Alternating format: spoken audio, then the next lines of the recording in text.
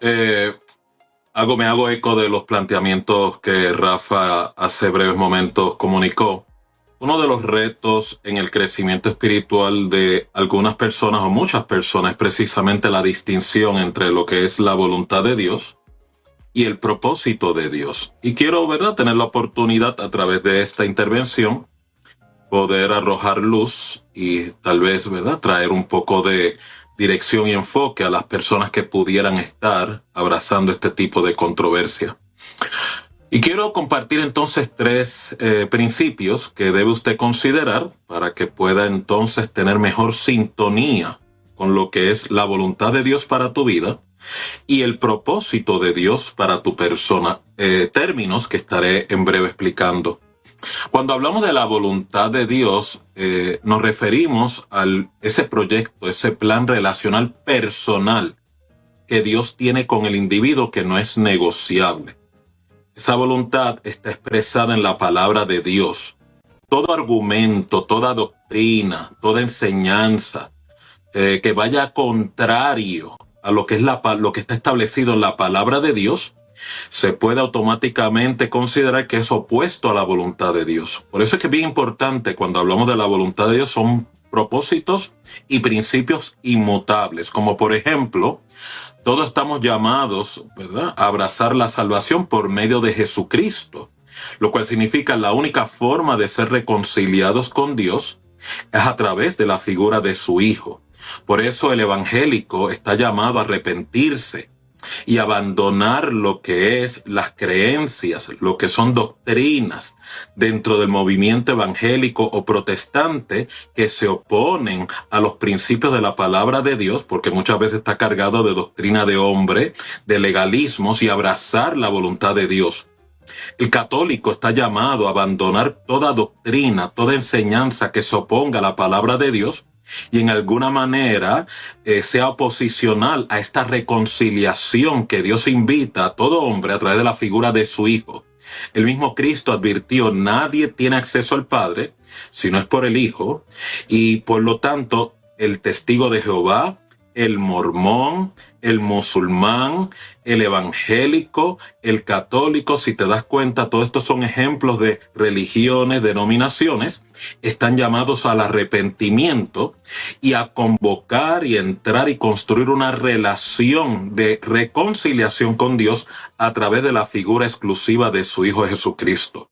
Ahí usted tiene, ¿verdad?, va entendiendo cuál es la voluntad, el propósito, el proyecto de Dios personal para el individuo, que no es negociable.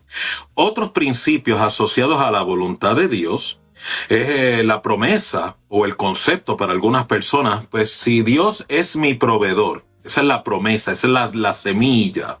¿Por qué yo batallo todavía con la promesa, con la idea, con el concepto de que me siento desprovisto? Por lo tanto, estoy llamado a construir esa voluntad, construir de ese concepto, de esa promesa, de esa semilla, convertirla en una convicción. Si Dios me salvó por la fe, no por mis obras, ¿por qué estoy tan enfocado en ganar la aprobación de Dios o ganar inclusive la vida eterna basada en mis buenas obras o el desempeño? Cuando ya Dios declaró que lo opuesto al desempeño y las obras no es aceptable para Dios. O sea, la salvación del alma es un regalo de Dios que yo recibo por fe, no por mi desempeño. No hay nada que yo pueda hacer. No hay ninguna buena obra que yo pueda llevar a cabo que Dios vaya a aceptar, lo vaya a aceptar como un depósito, como un layaway, como una oferta compensatoria para ganar ese favor de Dios o la salvación de mi alma. Esa obra fue un sacrificio exclusivo y completo y perfecto a través de Cristo en la cruz. Por lo tanto, nada de lo que yo puedo traer es aceptable para con Dios. O tercero, si Dios me perdonó a través de la confesión por la fe, ¿por qué me veo yo obligado a estar abrazando lo que son prácticas y conceptos de ser penitente, de flagelarme, de estar coqueteando con lo que es la culpa o con la vergüenza, si la aprobación y el perdón es automático? La Escritura me dice, y esta es la voluntad de Dios, que si yo confieso mis faltas Si me arrepiento y lo confieso directamente a Dios, Dios me dice en su palabra que Él es fiel y justo para perdonarme de toda maldad y toda iniquidad. Y ahí usted se da cuenta de lo que es el concepto de la voluntad de Dios. Todo va dirigido a cómo atender la relación personalizada entre Dios y el individuo. Poderoso. A veces esos dos conceptos en nuestra comunidad, doctor, se mezclan. Una cosa es la salvación y otras son nuestras conductas y la transformación. Entonces, a veces se habla como que de la conducta y la transformación, como que eso hace que sea lo que es un cristiano o sea lo que salve al cristiano, ¿verdad? O la persona que le sirve al Señor. Y qué bueno que lo puntualiza, porque tenemos que dejar esto meridianamente claro. Son dos cosas diferentes. Esa transformación es una cosa y la salvación es otra. Hay gente que lo une y podría decir, no, porque es que son legalistas, ¿verdad? Porque están uniendo ese proceso de transformación y de esas instrucciones para vivir una vida abundante con la salvación. Y entonces ahí entran varias líneas y disyuntivas, definitivamente. Precisamente, porque lo que quiero concientizar dentro del proyecto de la voluntad de Dios para el individuo, nada que en alguna manera promueva la gloria del hombre, la justificación del hombre por obras, por la penitencia, por lo que es el ministerio. Por eso cuando inicié la intervención fui bien categórico. El evangélico está llamado a arrepentirse. Mucha gente en la comunidad evangélica piensa que tiene el monopolio de la verdad, y lamentablemente usted puede encontrar muchos individuos que están aún más perdidos dentro de lo que es la religión evangélica que el secular promedio.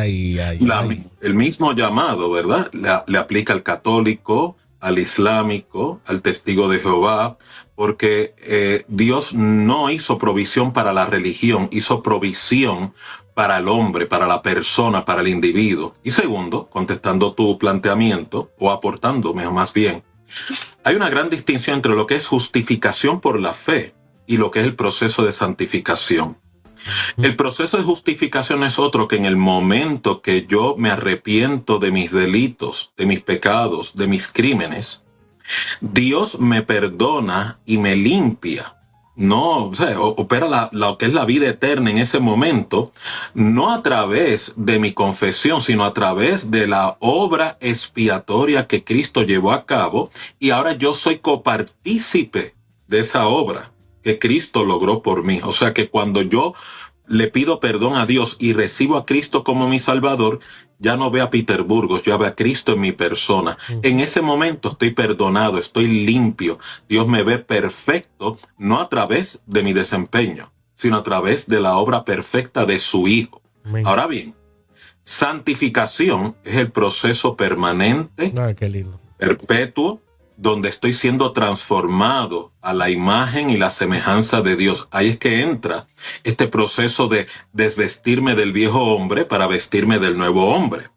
Y es por lo tanto bien importante que las personas puedan hacer la distinción. Por eso es que Cristo le advirtió a Pedro que cuando iba a lavarle los pies, le dijo, tú solamente necesitas lavarte los pies porque ya vosotros estás limpio. Lo cual significa, claro que nos ensuciamos en la trayectoria, pero el ensuciarme no significa que la salvación está cuestionada, está entredicho, sino que a través de mi proceso de santificación, proceso de dependencia de Dios, de sometimiento a Dios, me someto a Él diariamente, crucifico esta carne, voy haciendo morir al viejo hombre, y esto permite ese proceso transformativo que acabas de mencionar. Ahora bien, entrando entonces al segundo principio, y es antes de conocer el propósito de Dios en mi vida, tengo que tener la actitud de tener la voluntad dispuesta. Mira el término que estoy utilizando. La voluntad dispuesta a obedecerla antes que la misma me sea revelada. ¿Qué significa esto? ¿Cuál es la diferencia entre la voluntad de Dios, como bien expliqué, que es la relación personal con Dios, versus el propósito? Como Rafa mencionó al principio, el propósito de Dios en mi vida es la comisión, es la misión, es el rol, es la especialidad que Dios me ha superdotado para poder ser de impacto en la vida de otras personas. No tiene nada que ver con mi relación personal con Dios, tiene que ver con el propósito, el oficio. Y ahí es que entonces usted puede incorporar el por qué no toda persona en el propósito está llamada al púlpito. El púlpito es una especialidad tan significativa como el maestro en un salón de clase que da la cátedra y a la misma vez tiene la oportunidad, a través de la interacción con sus alumnos, dar luz de lo que es el Evangelio de Dios. Lo mismo en las artes. Lo mismo en lo que es los medios de comunicación masiva, como ustedes están llevando aquí a cabo esta gestión. Lo mismo en el oficio que yo llevo a cabo, que aunque tiene una connotación clínica o de salud mental, no deja de ser una de oficio y propósito porque está ligada, está, ¿verdad?, juntamente comisionada con los principios del reino de Dios. Y así diversamente muchas personas en el trabajo, en la escuela, en lo que es una enfermera que está diseñada para tener el cuidado del paciente en un hospicio, un hospital. ¿Cuántas enfermeras no son evangelistas de última hora? Son capellanes del alma en ese oficio. Pues eso habla del propósito, la comisión específica. Y es que tú te das cuenta que hay personas en esos roles que muchas veces son seculares, muchas veces no son ni tan siquiera de naturaleza eclesiástica, cómo Dios perfecciona ese propósito y te utiliza para penetrar lo que son personas, penetrar áreas, penetrar organizaciones, penetrar sistemas, penetrar poblaciones que una persona en el oficio de evangelista, en el oficio pastoral no va a poder entrar. ¿Por qué? Porque son especialidades bien específicas que Dios le delega al individuo, juntamente con la gracia y el don que Dios le ha impartido, para impactar la luz del evangelio a través de ser instrumento en áreas donde hay tiniebla, como son las artes, como son la academia, como es el área de empresa. Y es por eso que mucha gente confunde lo que es la voluntad de Dios con lo que es el propósito divino. Pastor Peter, para cerrar ¿verdad?, con broche de oro, esta extraordinaria exposición que obviamente provee contenido para hablar largas horas. Sí.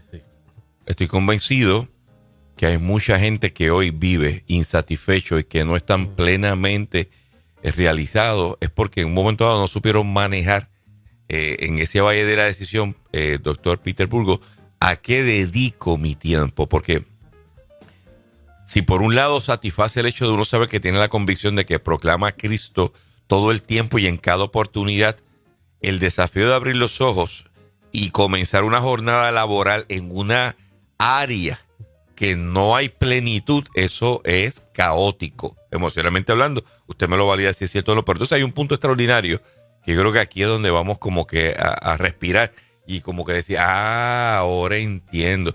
La apertura de ser dirigido, porque usted hablaba en el punto anterior de tener la voluntad disponible y dispuesta para obedecer ese propósito de Dios, aunque no haya sido definido.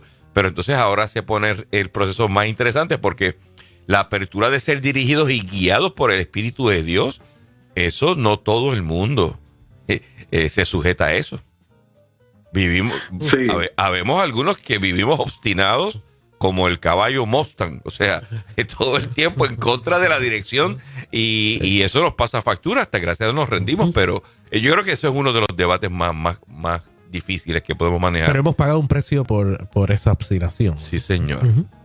Y a la misma vez, pienso que hemos sido bendecidos por Dios, que nos permite tal vez encaminarnos después de haber sido humildes y reconocerlo. Claro. Adelante, doctor. Bueno, precisamente, ¿verdad?, has dado un punto muy significativo. ¿Dónde es que entra la legitimización y la autenticidad de ese llamado? cuando tengo la apertura a ser guiado por el Espíritu. Una cosa es que yo me involucre y me intrometa en roles, funciones, por mi pasión para con Dios y promover, ¿verdad?, la luz del Evangelio. Y otra cosa es cuando soy dirigido y comisionado y guiado por el Espíritu. El llamado, lo que podemos categorizar el modelo correcto ideal es ser guiado y dirigido por el Espíritu. ¿Por qué? Porque esto le quita control al instrumento. Pone al instrumento, cuando hablo de instrumento estoy hablando de la persona, el individuo. La persona lo que tiene que tener es la apertura. Señor, guíame y dirígeme cómo en este día yo puedo, ¿verdad?, hacer la diferencia. Puedo ser de beneficio a un alma perdida, o en alguna manera puedo ser de consuelo a un alma en angustia. Esa apertura, ese permiso que yo voluntariamente cedo a Dios, permite que el Espíritu Santo comience a dar testimonio a mi corazón sobre ese propósito de vida diaria, como que también me permite ser sensible a Dios, ubicarme en situaciones, en controversias, inclusive en relaciones donde estratégicamente aparezco o Dios me ubica para poder hacer la diferencia en la vida de una persona o la vida de muchas personas o en la vida de una nación entera. Por eso es que es bien importante que la persona tenga bien claro un común denominador, tanto en la voluntad de Dios como en el propósito de Dios en tu vida. Tiene que haber la rendición del ego.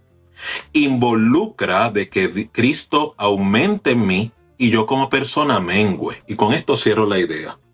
Usted ve que en las Escrituras Dios comisiona a Jonás para poder llevar un mensaje a los ninivitas, pero la actitud, los prejuicios, la agenda a nivel del pensamiento, a nivel del corazón de Jonás, fue una interrupción, fue una resistencia para Dios poder llevar a cabo ese propósito.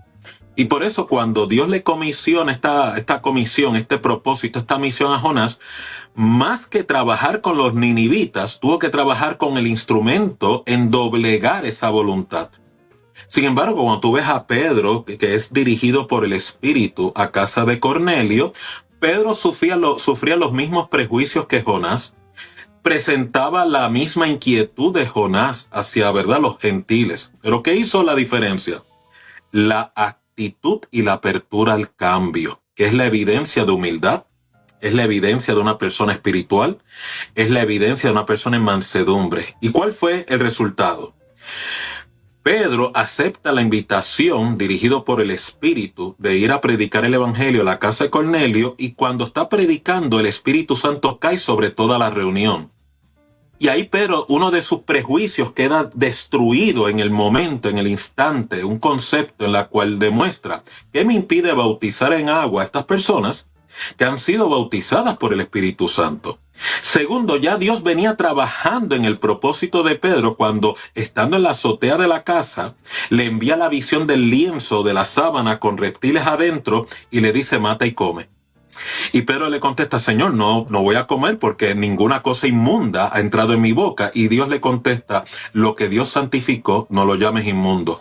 Todo dirigido a preparar a Pedro para ese propósito, pero antes de enviarlo a su propósito, tuvo que destruir sus preconceptos y prejuicios que tenía hacia la comunidad gentil. El mismo trato, el mismo proceso que Dios tuvo que trabajar con Jonás y con Pedro para ser guiados y dirigidos por el Espíritu, el mismo proceso también Dios aplicará en nuestras vidas.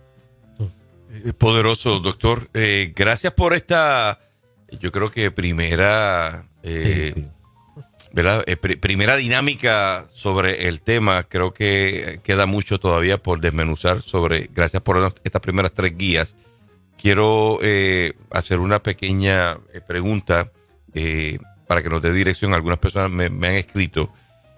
En el aspecto de poder depurar las capacidades, talentos y virtudes que poseamos y alinearlas al propósito de Dios en nuestra vida, en esta nueva etapa, ¿existe algún mecanismo psicológico, humanista que pueda ayudarnos?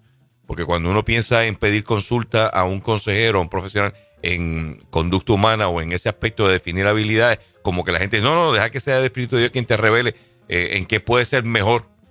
Eso puede ser una buena combinación, el que un ser humano intervenga en ese proceso, especialista en esa capacidad de elegir qué es lo más apropiado para uno en ejecución. La palabra de Dios aconseja o advierte que en la multitud de consejeros hay sabiduría. Nadie tiene la exclusividad o el monopolio de la inteligencia excepto Dios.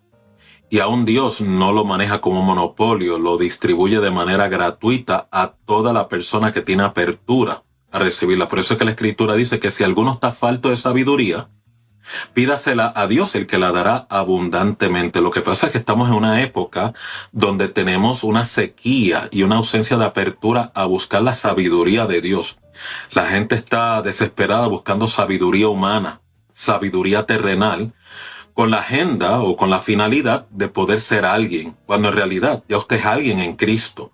Ahora bien, va a ser bien importante que las personas comprendan que también Dios es facilitador y da luz e iluminación a través de otras personas.